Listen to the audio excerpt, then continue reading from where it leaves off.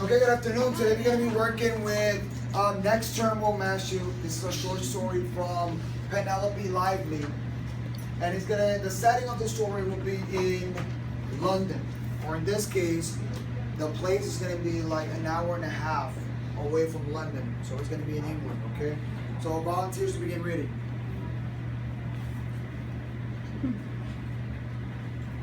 Go ahead. Okay. Do I read the background first? Yeah, read the background. It's essential. For centuries, the British upper class has sent its sons to exclusive private schools known in Britain as public schools, like Eton, Harrow, or Westminster, followed by study at one of Britain's two most prestigious universities, Oxford or Cambridge. So exclusive are these public schools that a family expecting to send a son to one often puts him down on a future attendance list at birth. Charles Manders, the boy in the story, will be entering school as part of the lower third, the age equivalent of an American student starting the 8th grade. So that means that in our grade level will be 8th grade students. It's going to be entering the 8th grade. Inside the car, it was quiet. The noise of the engine even and subdued. The air just the right temperature. The windows tight fit. The boy sat on the back seat, a box of chocolates unopened beside him, and a comic book. A trim sunset landscape flowed past the windows. Cows, white fenced fields, highly priced period houses. The sunlight was glassy, remote as a colored photograph. Okay, highly priced period houses. What does that mean? What happens? What's about the neighborhood? It's what? High price houses. It's an expensive neighborhood. Very important. They're taking Charles Manders to what is called boarding school. In a boarding school, it's none other than a school where a student can stay. Okay. So in this boarding school, for example, there are boarding schools that you can live in the weekend and go back home, or you have to be like semester and then go back home. Depends on what type of boarding school it is. Here in Puerto Rico, in the public institutions, we have at least 3 like very well known. We have one in Mayagüez, we have one in Ceiba, we have one in Villalba. And they are boarding schools where students they stay and they go back home during the weekend. They go back to school. Okay, and also we have private institutions like the one that we have in the highway from Humacao to Yabucoa.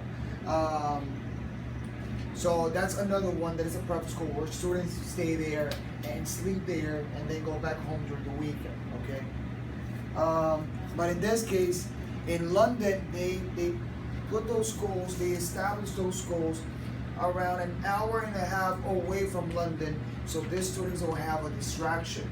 Okay, for example, if you have programs or areas that attend people with alcoholism or drug addiction or whatever addiction that they have, what they do is that they establish these places far from the city. And why they do this, so they don't have no temptations or no distractions that in this case can bring them back to that addiction. Okay, that's why those places are in this case uptown or in the counties. Okay, go ahead. The backs of the two heads in front of him swayed with the motion of the car. His mother half turned to speak to him. Nearly there now, darling. The father glanced downwards at his wife's wrist. Are we all right for time? Just right. Nearly 12. I could do with a drink. Hope they lay something on. I'm sure they will. The Wilcoxes say they're awfully nice people. Okay, apparently who is advising the Manders to go to this school? The Wilcoxes. Believe it or not, your parents, they talk to other parents, and probably that's a reason why you guys ended up here. Because your parents, when they gather with other parents, they talk about institutions, they talk about other schools, and probably your mother or your father said, oh, this school, my son, my daughter's in this school, I like it, the environment is very good, and then your mom and dad considers and then they call the school so they can arrange a meeting. They could come and watch the school, get a tour around the facilities, and then at the end they'll decide whether or not they're going to enroll you in this school. That's the process. That's how it goes. And a lot of students can tell me that they don't do it, they do it. On a Friday night, they could hang out and talk about sports, and they could talk about school also. Either to say that XY kid is in XY school, just to put themselves in a social status. It's a reality. It's a reality. A lot of parents enroll their students in XY school for social status rather than if the kid has a good education or not. It's a reality. A lot of parents, they do it because they want the best education for their son or daughter. And that's another scenario. And a lot of parents, they do it because the school is located in a place that is easier for them to move, go to work, come back, and then pick up the child. It's easy in terms of location. Okay, there are different variations and different scenarios that we have or that parents have to enroll a child in an XY type of school. Go ahead. Not really the schoolmaster type at all, Sally says. The man said, he's an Oxford chap. Is he? You didn't say. Page number 1 is done. Has the kid said a word yet? No. Who are the only ones speaking in this or having a dialogue?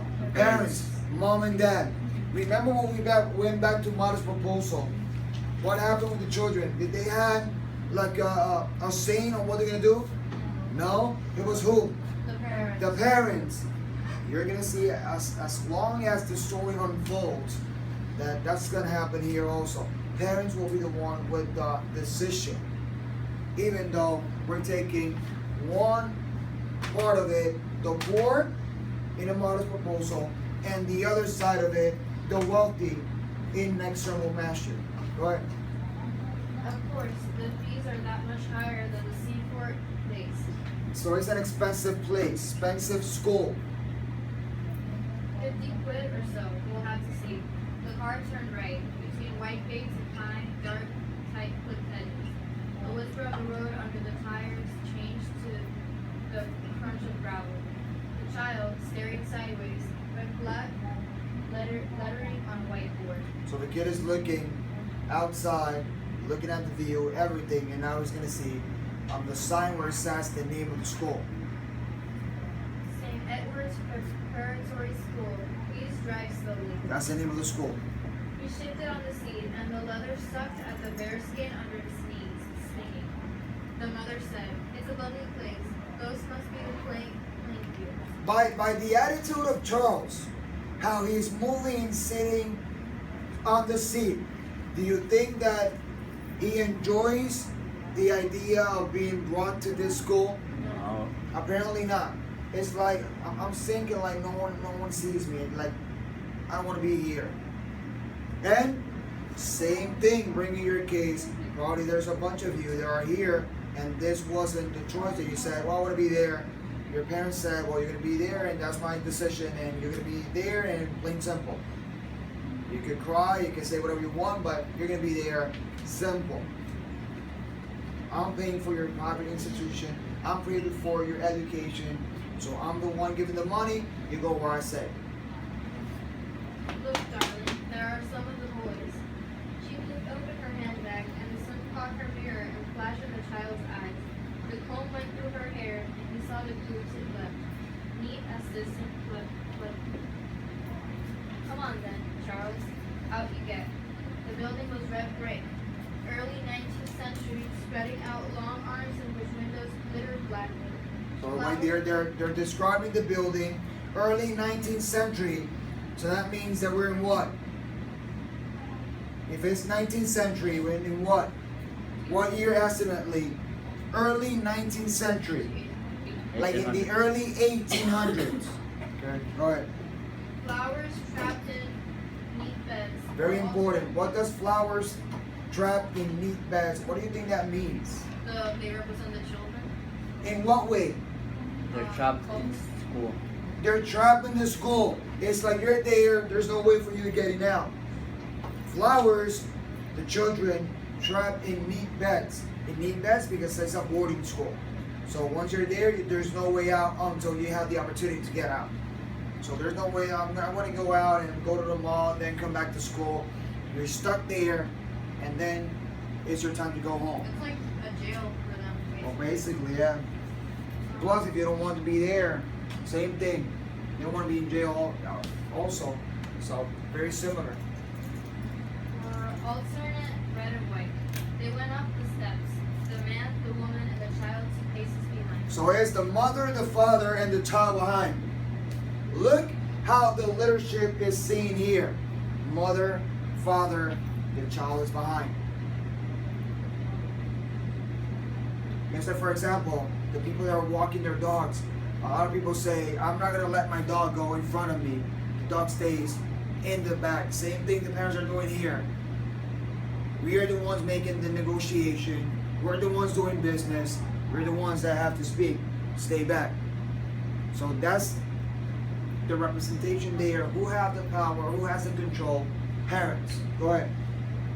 The woman, the mother, smoothing down a skirt that would be rich from sitting, thought, I like the way they've got the maid all done up properly. The little white apron and all that. She's foreign, I suppose. Au revoir. Very nice. If he comes here, there'll be speech days and that kind of thing. Sally Wilcox says it's quite dressy. She got that cream linen coat for coming down here. You can see why it costs a bomb. 3 big rounds and only an hour and a half from London. Page number 2. Gone. Charles, has he said a word? No. No, this guy's mute. Not literally, but he hasn't said a word yet. Go ahead. They went into a room looking out into a terrace. Beyond, dappled lawns, gently shifting trees. Black and white cows grazing behind iron rails. Books, leather, chairs, a table with magazines. Country life, the field, the economist. Please, if you will wait here, the headmaster won't be long. Alone, they sat, inspected. I like the atmosphere, don't you, John? Very pleasant, yes. 400 a term, near enough. You can tell it's a cut above the Seaport place, though, or the one at St. Albans. Bob Wilcox says quite a few city people send their boys here. Remember that you're saying probably 400 a term, and you're saying, well, it's not a lot, but go back to the 1800s. So that if we go back to that period, it was a lot. Go ahead. 1 or 2 of the merchant bankers, those kind of people. It's the sort of contact that would do no harm at all. You meet someone, get talking at a cricket match, or what have you, not at all a bad thing. So now they're giving the example of the talking in the cricket match. What I said about a Friday night, you get together and talk about it, and you recommend school to your colleagues or parents. Go ahead. All right, Charles, you didn't get sick in the car, did you? The child had black hair slicked down smooth to his head. His ears too large, jutted out, transparent in the light from the window, laced with tiny, delicate veins. His clothes had the shine and crease of newness. He looked at the books, the dark brown pictures his parents. From what point of view this story's been narrated? On The the child? Third person. Oh, sorry. Third person, your story, and you have your narrator outside.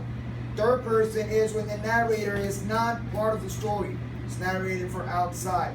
First person is when the narrator is inside the story. Okay? What? Come here, let me tidy your hair. The door opened. The child hesitated, stood up, sat, then rose again with his father. Mr. and Mrs. Manders, how very nice to meet you. I'm Margaret Stokes, and will you please forgive my husband who is tied up with some wretch who broke the cricket pavilion window and will be just a few more minutes. We try to be organized, but a schoolmaster's day is always just that bit unpredictable.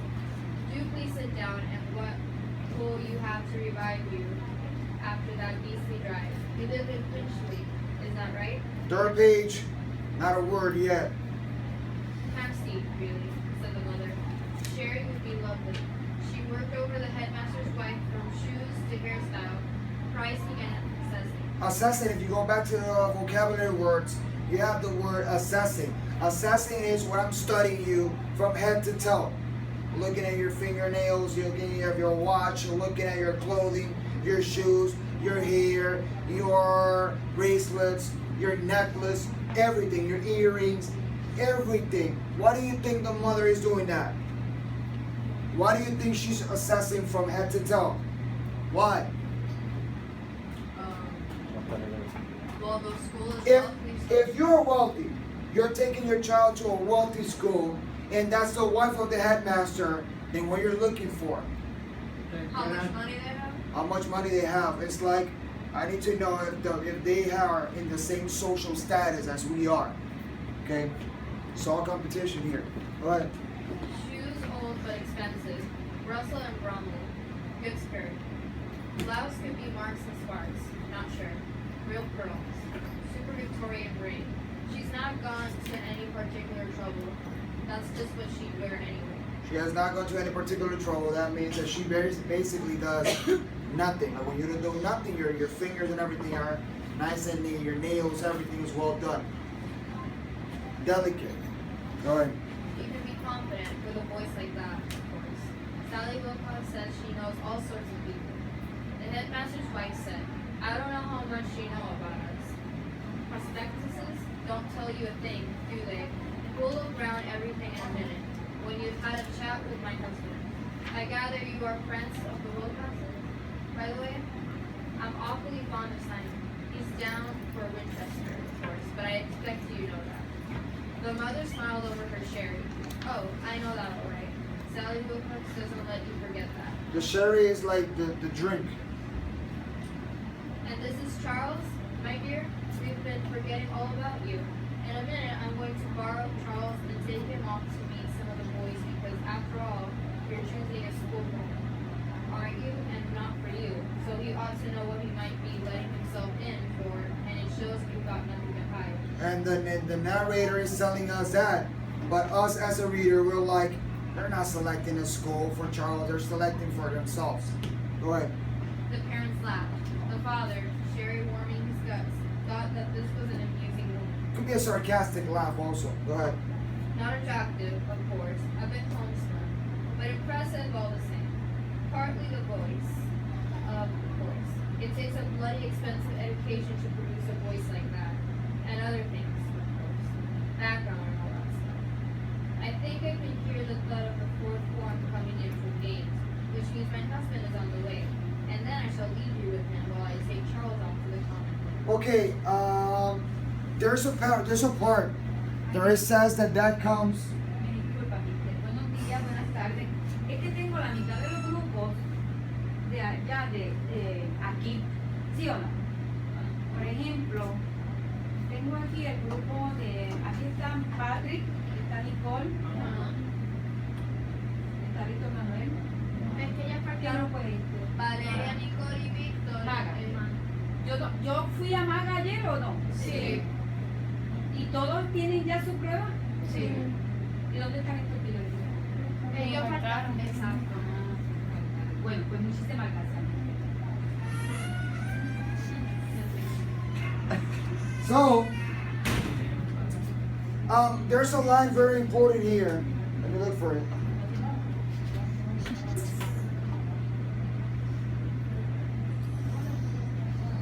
Okay, of course, it takes a bloody expensive education to produce a voice like that. Okay, remember last year at The Great Gatsby? The scene of The Great Gatsby, when Tom Buchanan is talking to Jay at the hotel when they had the confrontation that basically Jay Gatsby wanted to punch Tom Buchanan. In that part, he's gonna say, Jay Gatsby will say that we are the same because I have the same amount of money as you have. And Tom is gonna say, no.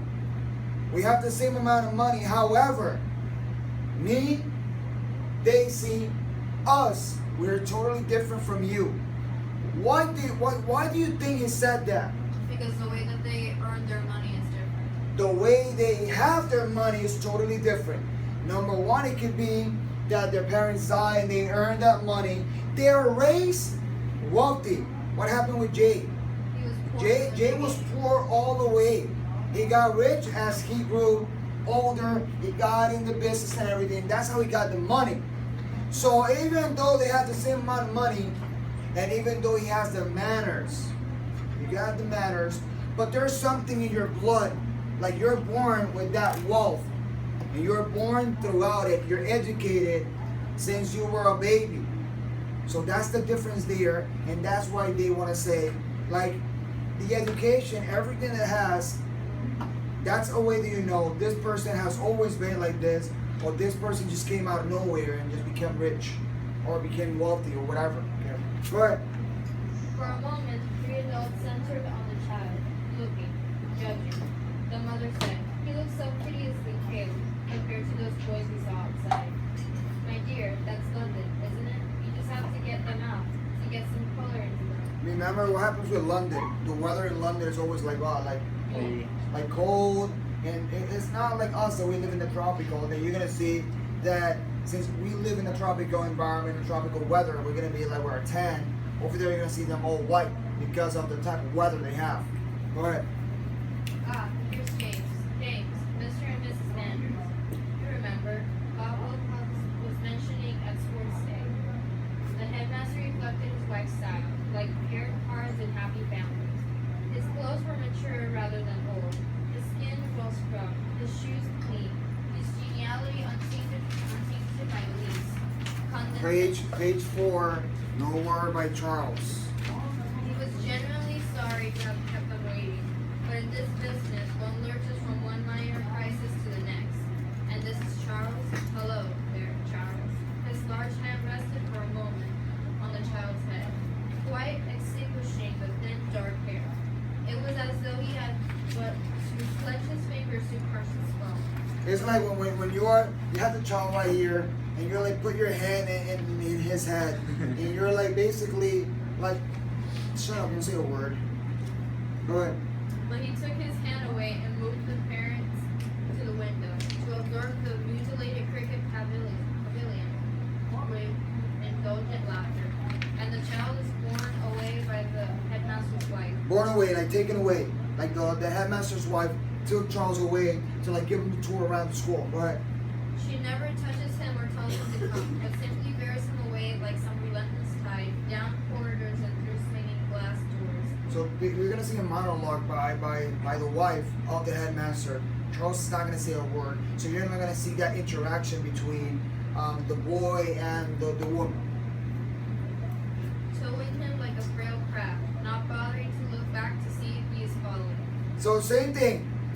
She's gonna be in the front. Charles is gonna be in the back. Same thing that the parents did. It's like you don't care here. You're not the center here. Let the adults make the negotiation and all the arrangements here. All right. Confident in the strength of magnetism or obedience, and delivers him to a room where boys are scattered among inky tables and groundless chairs and sprawled on a mangy carpet. There's a scampering and a rising and a silence falling as she opens the door.